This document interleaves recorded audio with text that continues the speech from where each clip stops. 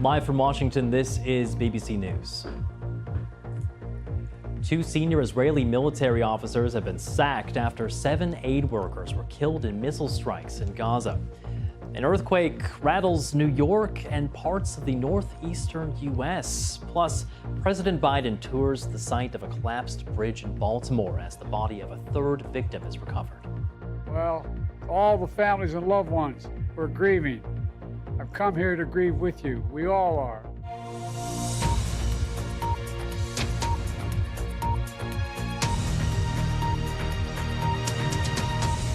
Hello, I'm Carl Nassman. The Israeli military fired 2 senior officers on Friday after reviewing Monday's airstrike on an aid convoy in Gaza that killed 7 humanitarian workers.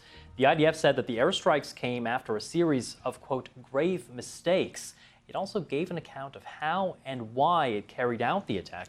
It said in part that the strike should not have happened and expressed its deep sorrow for the incident. It also says that those who approved the strike were convinced that they were targeting Hamas operatives.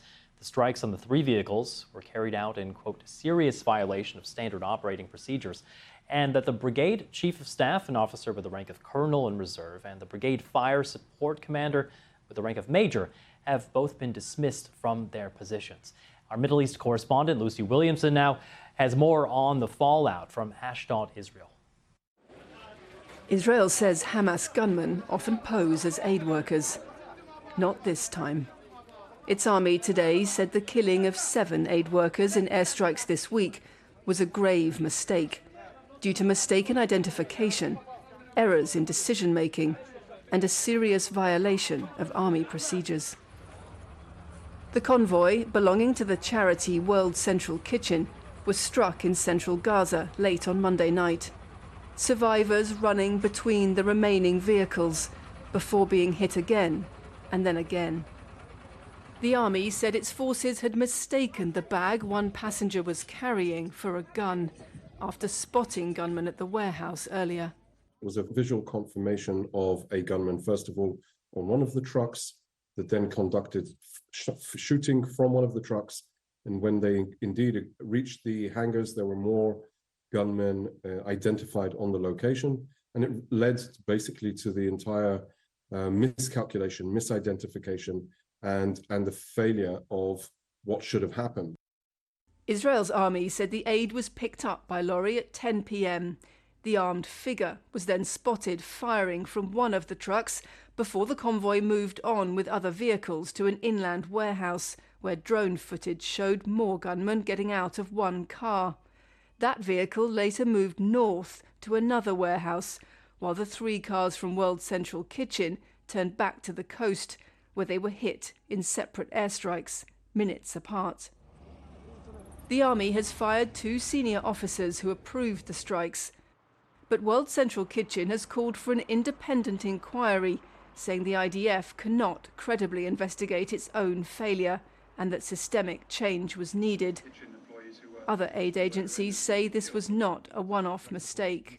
This is not just an incident. This is a series, a pattern of incidents that have been going on for months and months now. We're now up to the stage of having 200 humanitarian workers killed. We are operating in an environment of complete impunity. It is a deliberate choice to allow these attacks to continue to happen. One former Major General pointed out that Israeli forces have also killed their own compatriots in Gaza. It was a huge mistake. Unfortunately, many other mistakes were made. For instance, Israel killed 3 Israeli hostages that managed to release themselves, and nevertheless they were killed by Israeli soldiers, and of course no one believed that we killed them deliberately. The difficulties of getting aid to Gaza was already deepening rifts with Israel's allies. The killing of British and American nationals has shifted the debate. The port of Ashdod is less than 30 miles from Gaza, but for the past 6 months it's remained closed to aid.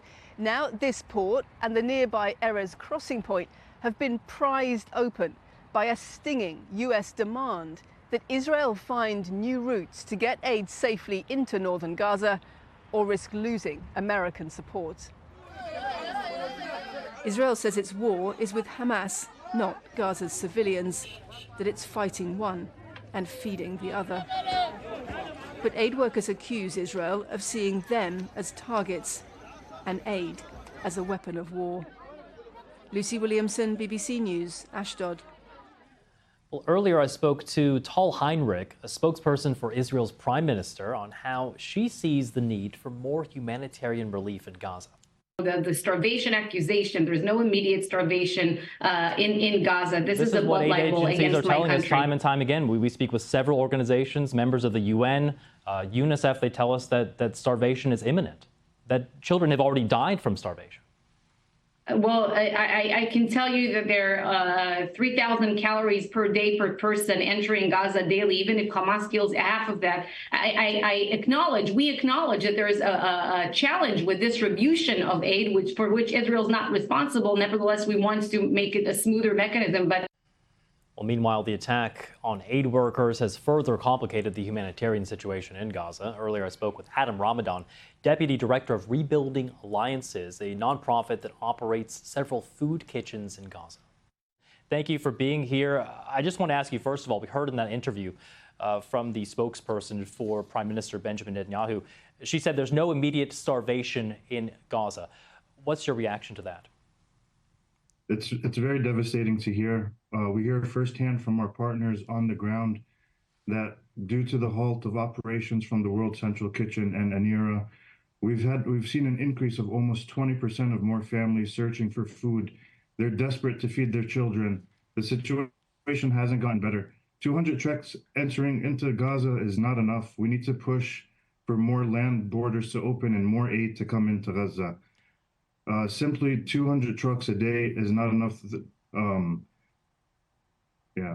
We really need, go ahead. And just to be clear, just that word starvation, what have you seen on the ground? What has your group seen? Are people starving there?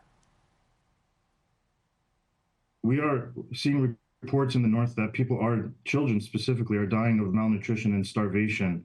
Our partners in the north find it very difficult to find any food commodities or even trying to purchase anything in the market is very hard to come across, especially in the north.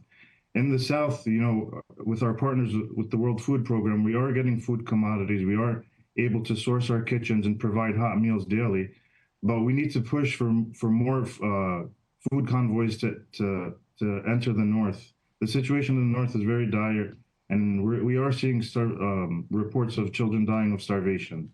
One of those newly opened aid routes into Gaza is in the north. Will these new routes make a difference? What kind of impact do you think they'll have? It'll have a huge impact. We'll be able to ramp up and open new kitchens in the north. Right now, our partners are more than ever dedicated to just providing meals to the families of Gaza, to give back to the community. No one wants to see their own people suffer of starvation.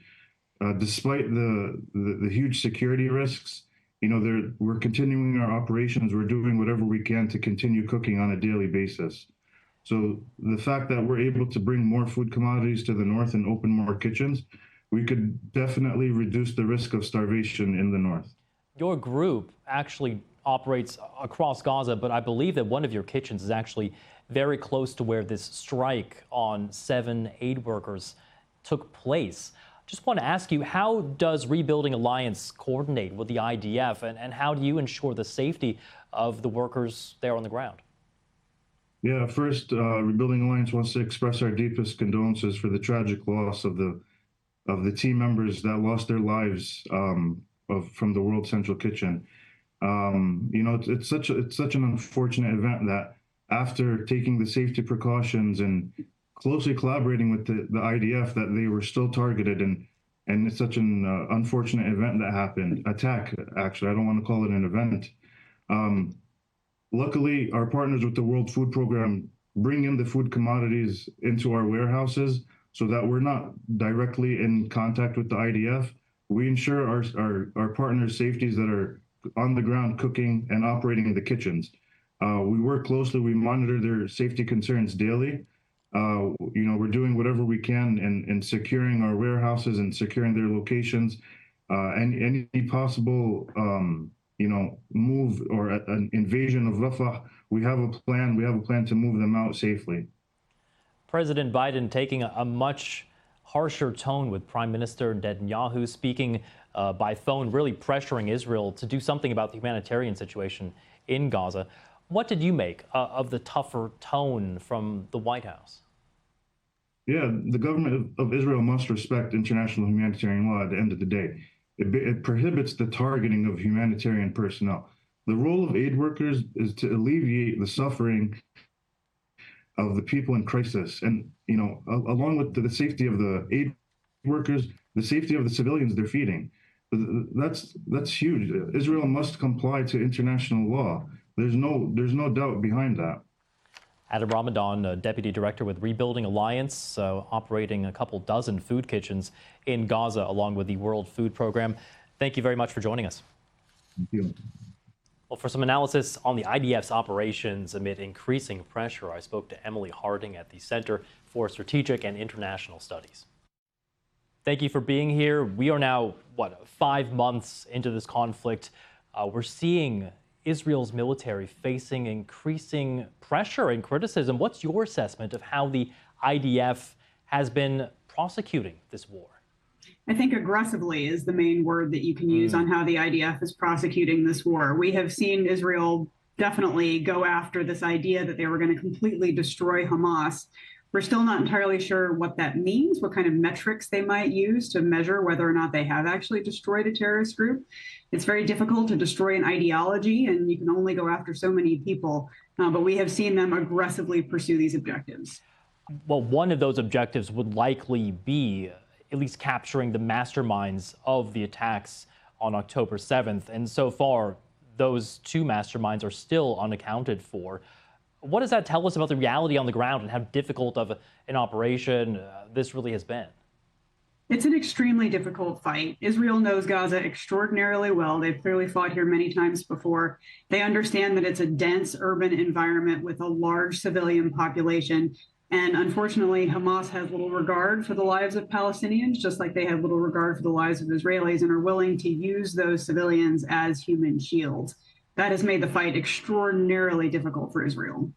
We've also seen this war really at a risk of broadening a bit. Several attacks on the Lebanon border. We saw strikes recently in Syria. We're hearing that the U.S. is actually on high alert for potential retaliation from Iran.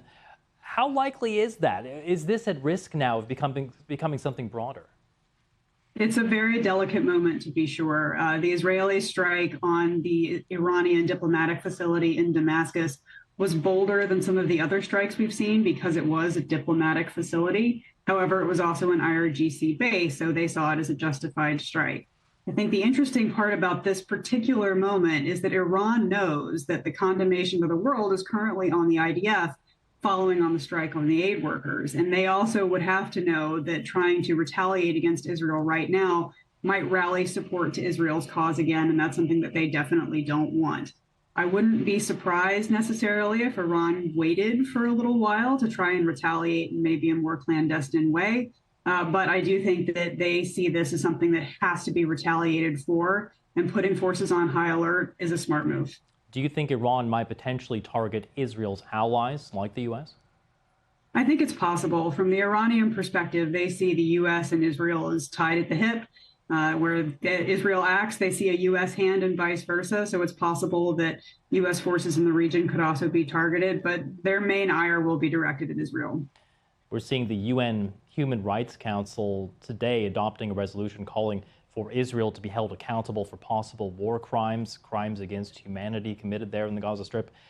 In terms of what we're seeing and the growing chorus of criticism of Israel's actions, do you see this attack on an aid convoy as potentially a bit of a turning point?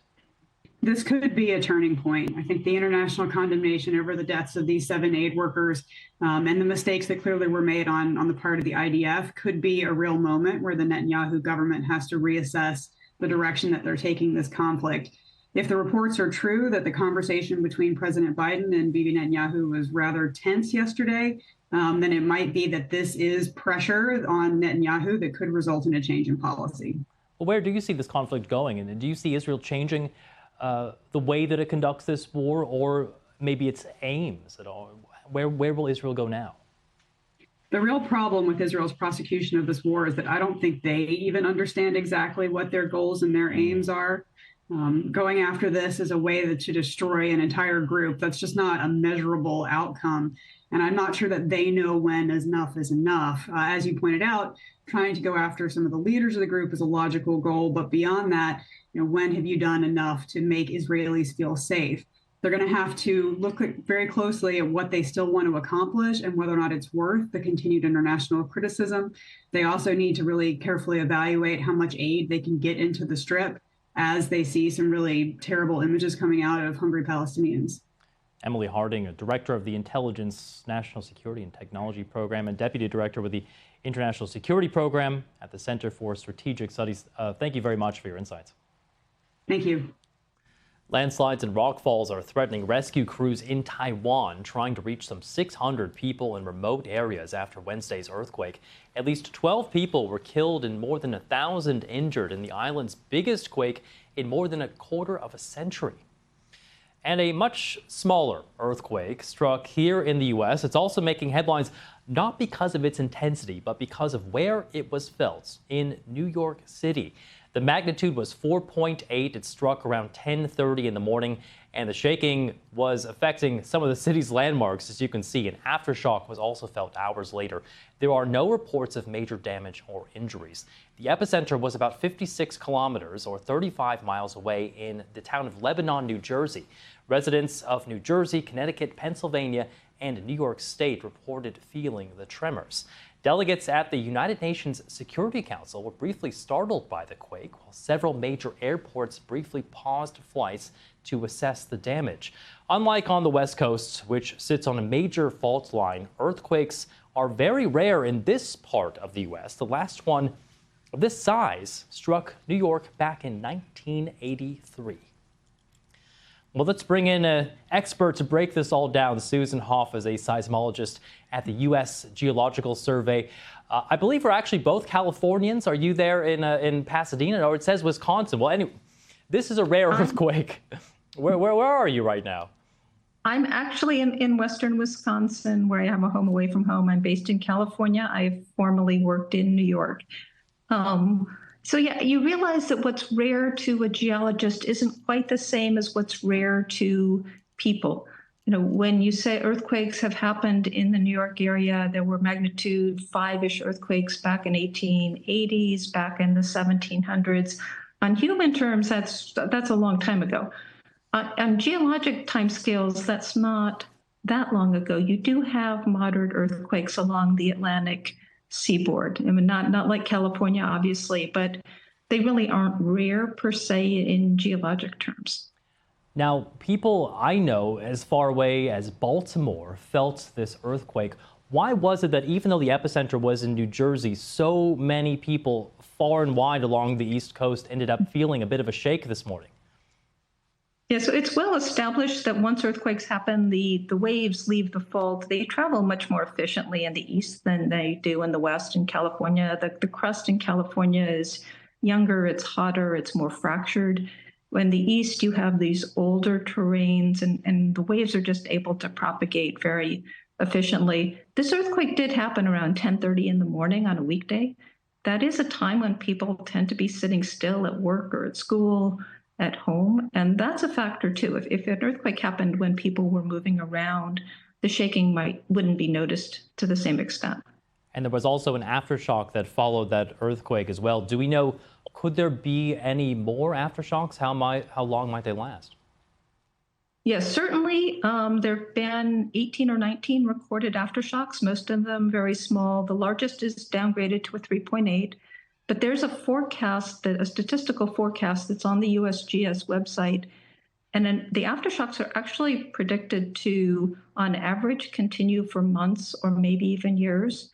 And there's a probability of another earthquake larger than 4.8. Those odds, the last I saw, were around 1 in 15 over the next year. So around 7% over the next year is a chance for another magnitude 5 or greater. And then there's higher odds of smaller aftershocks. So aftershocks are certainly going to continue. We expect most of them to be small. but there is a low chance that there'll be sizable events.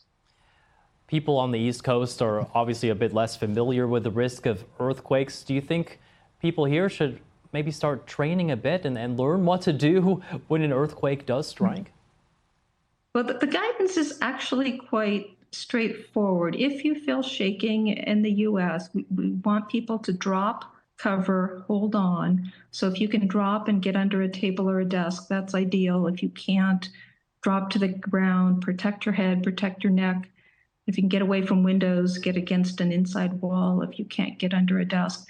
But that's the best protective action that you can take if you feel shaking anywhere. And there's an instinctive reaction to run outside. That's not a good idea. It's a good way to get hurt when the ground is shaking or as you rush out of a building. You can get hit by things that are falling. So drop, cover, hold on is the best thing that people can do. And Susan, just briefly, we have a little bit of time left, but there were no major injuries, no major damage reported. If a big one, a large earthquake were to strike New York City, how vulnerable is the city to a stronger shaking? Yeah, that would be an unusual event. It's a worrisome scenario. There was a magnitude 5.8 not too far from Washington, D.C. that damaged the National Cathedral and other buildings back in 2011. Obviously, New York City is not well prepared for earthquakes.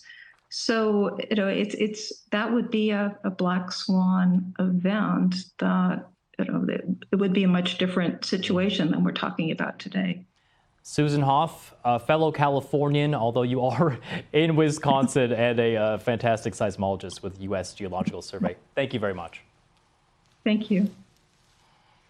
I want to take a live look now at the site of the Baltimore Bridge that collapsed. You can see it there in the darkness in the foreground. That's where the body of a third victim in the bridge's collapse was recovered on Friday. The victim's brother confirmed to our U.S. partner CBS News on Friday.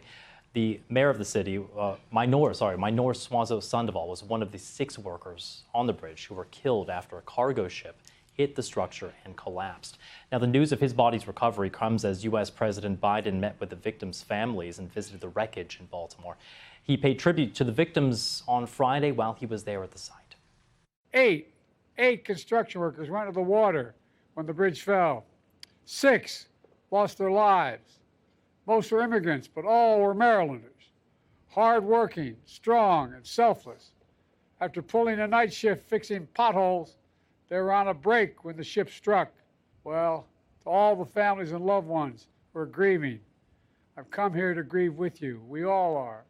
Mr. Biden has also said that the federal government should pay for the bridge's reconstruction. That's a plan that requires congressional approval and one that's drawn opposition from some Republicans. More now from our correspondent, Will Vernon. Joe Biden came here to send a message of support and reassurance to the people of Baltimore 10 days after that catastrophic bridge collapse. And the president surveyed the scene from the air, met local officials who briefed him on the recovery operation, and also met the families of those 6 construction workers that were tragically killed in the bridge collapse. And in his speech, Mr. Biden told the people of Baltimore that the nation has your back. He pledged government money to fully rebuild the bridge and also support local workers and businesses that have been affected by this.